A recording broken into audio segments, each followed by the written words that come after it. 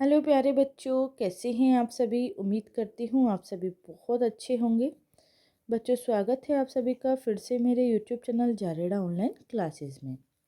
बच्चों, आज हम सभी हल करेंगे हमारे विषय हिंदी सप्ताह 30 कक्षा 5 की वर्कशीट। आज का उपविषय है बच्चों, पानी रे पानी नदी का सफ़र। तो बच्चों, वीडियो स्टार्ट करने से पहले आप सभी जल्दी से जाइए, लाल बटन दबाइए और सभी मेरे चैनल को सब्सक्राइब कीजिए। चैनल को सब्सक्राइब करना ना भूलिए। पहला प्रश्न है बच्चों, दिए गए शब्दों में से सही अर्थ ढूंढकर शब्द के सामने लिखिए। अब देखिए बच्चों, आपको यहाँ पे सही अर्थ दिए गए हैं। आपको यहाँ शब्दों के सामने सही अर्थ ढूंढकर लिखना है। थामना, थामने का मतलब होता है रोकना। विशाल, विशाल होता है बड़ा, बहुत बड़ा। समतल, समतल होती है बच्चों समान भूमि। जल स्रोत, जहाँ से पानी मिलता है। भूजल, पृथ्वी के भीतर का जल। विसर्प बच्चों, विसर्प मतलब क्या होगा, घुमावदार। ठीक है बच्चों। तो बच्चों, यहाँ आपको शब्दों के अर्थ दिए गए हैं। आप सभी को यहाँ से ढूंढकर और यहाँ सही अर्थ के सामने सही लिखना है। अगला है बच्चों, कारण लिखिए। नलों में पूरे समय पानी नहीं आता। क्यों नहीं आता? क्योंकि लोगों ने लालच के कारण, क्योंकि लोगों ने लालच के कारण तालाब और कुओं को बंद कर दिए, बंद कर दिया है, जिसके कारण, जिसके कारण, जिसके कारण जमीन का जलस्तर कम हो गया है। ठीक है बच्चों। इसी तरह नलों में पूरे समय पानी नहीं आता। अगला है बच्चों, हम तालाबों और झीलों का महत्व भूल गए हैं। क्यों भूल गए हैं? क्योंकि हम आधुनिक तकनीकों, क्योंकि हम आधुनिक तकनीकों को प्रयोग करके आसानी से जल प्राप्त कर रहे हैं। इसीलिए हम तालाबों झीलों का महत्व भूल गए हैं। अगला है बच्चों, वर्षा ऋतु में कुछ दिनों के लिए सब कुछ थम जाता है। क्योंकि, क्यों थम जाता है? क्योंकि अधिक वर्षा होने के कारण, अधिक वर्षा होने के कारण चारों तरफ पानी ही पानी होता है। इसीलिए बच्चों, वर्षा ऋतु में कुछ दिनों के लिए सब थम जाता है। पानी को लेकर आपस में तू तू मैं मैं होने लगती है। क्यों होने लगती है बच्चों तू तू मैं मैं यानी कि लड़ाइयाँ? क्योंकि प्रत्येक व्यक्ति पानी, पानी की कमी के कारण, कमी के कारण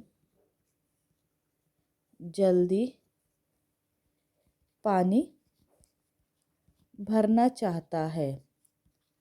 इसीलिए बच्चों इनमें तू तू मैं होती है। अगला है बच्चों, हमारी धरती की तुलना गुल्लक से की गई है। क्यों की गई है बच्चों हमारी धरती की तुलना गुल्लक से? क्योंकि धरती गुल्लक की तरह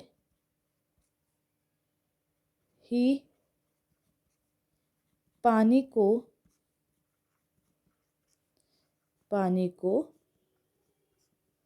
जमीन में संरक्षित रखती है, जिसे हम बरसात के दिनों के बाद साल भर प्रयोग में लाते हैं। ठीक है बच्चों। अगला प्रश्न 3 है, निम्नलिखित शब्दों के पर्यायवाची शब्द लिखिए। अब बच्चों इन शब्दों के हमें पर्यायवाची लिखने हैं। सूरज का होगा सूर्य और रवि। समुद्र का होगा सागर और जलधि। बादल मेघ और जलधर। हवा का होगा बच्चों पवन वायु। धरती का होगा पृथ्वी और भूमि। जल का होगा बच्चों क्या? जल का होगा पानी। पानी का होगा जल और नीर। इस तरह से बच्चों आप सभी को इनके पर्यायवाची शब्द यहाँ लिखने हैं। अगला है निम्नलिखित शब्दों के विलोम शब्द लिखिए। तो बच्चों विशाल बड़ा लघु छोटा। बाढ़ का होगा सूखा। उपयोगी जो काम में लिया जाए इसका होगा अनुपयोगी। सुरक्षित असुरक्षित। डूबना उगना या तैरना। ठीक है बच्चों, इस तरह से आप सभी इनके पर्यायवाची लिखेंगे। अगला है बच्चों आप जल कैसे बचा सकते हैं, कोई 5 तरीके लिखिए। तो बच्चों आप जल कैसे बचा सकते हैं, तो यहाँ पे हमें 5 तरीके लिखने हैं। तो यहाँ लिखेंगे आवश्यकता के अनुसार पानी का प्रयोग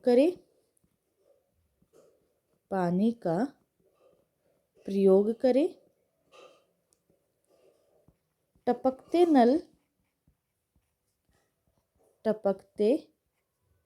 नल की मरम्मत कराएं। ब्रश करते समय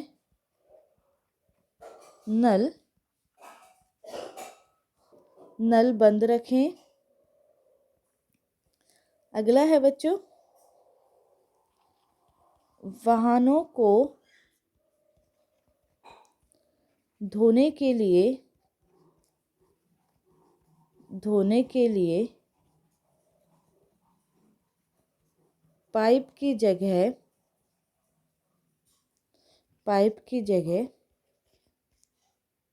बाल्टी व मग का प्रयोग करें और घरेलू कार्यों में उपयोग किए गए पानी को पुनः उपयोग में लाएं। इस तरह से बच्चों हम पानी को बचा सकते हैं। अगला प्रश्न है बच्चों निम्नलिखित प्रश्नों के उत्तर लिखिए। नदी जहाँ से शुरू होती है उसे क्या कहते हैं? तो बच्चों जहाँ से नदी शुरू होती है उसे क्या कहते हैं? उद्गम कहते हैं। नदी की जहाँ से शुरुआत उद्गम है बच्चों, शुरुआत होती है उसे उद्गम उद्गम कहते हैं। अगला है बच्चों, जलप्रपात कैसे बनता है? तो जलप्रपात नदी जब ऊंचाई से गिरती है तब जलप्रपात बनता है। अगला है बच्चों, नदी अपने साथ क्या क्या बहा कर लाती है? तो बच्चों नदी अपने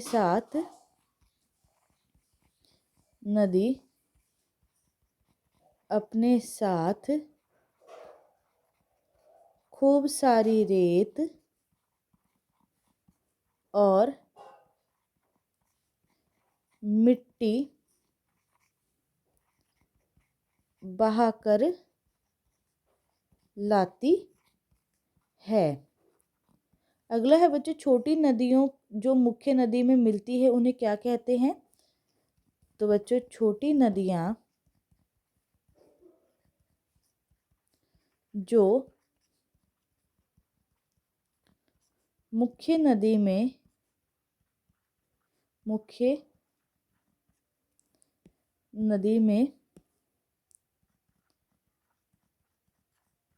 मिलती है उन्हें सहायक नदियाँ कहते हैं। अगला प्रश्न है बच्चों, दिए गए चित्र को ध्यानपूर्वक देखिए और अपने विचार लिखिए। तो बच्चों ये पाठ नदी का सफ़र का चित्र है। तो बच्चों इसमें हमें अपने विचार लिखने हैं। तो बच्चों हम सभी यहाँ लिखेंगे। तो बच्चों आप सभी यहाँ लिखेंगे, नदियों का उद्गम पर्वतों से पतली धारा के रूप में होता है। नदियों का जल शुरुआत में बहुत ही स्वच्छ होता है, जिसे हमें गंदा नहीं करना चाहिए। नदी का सफ़र बहुत लंबा होता है। इस सफ़र में नदी हमारे लिए बालू, रेत, उपजाऊ मिट्टी आदि बहाकर साथ लाती है। नदियों के पानी के द्वारा ही हम खेतों की सिंचाई करते हैं एवं अपने अन्य कार्यों की पूर्ति करते हैं। नदी का पानी पशु पक्षियों द्वारा भी उपयोग किया जाता है और इस तरह नदी अपना सफ़र तय करते हुए समुद्र में जाकर मिलती है। ठीक है बच्चों, तो इस तरह आप सभी अपनी वर्कशीट को हल करेंगे। उम्मीद करती हूँ बच्चों आप सभी को अच्छे से समझ में आया होगा।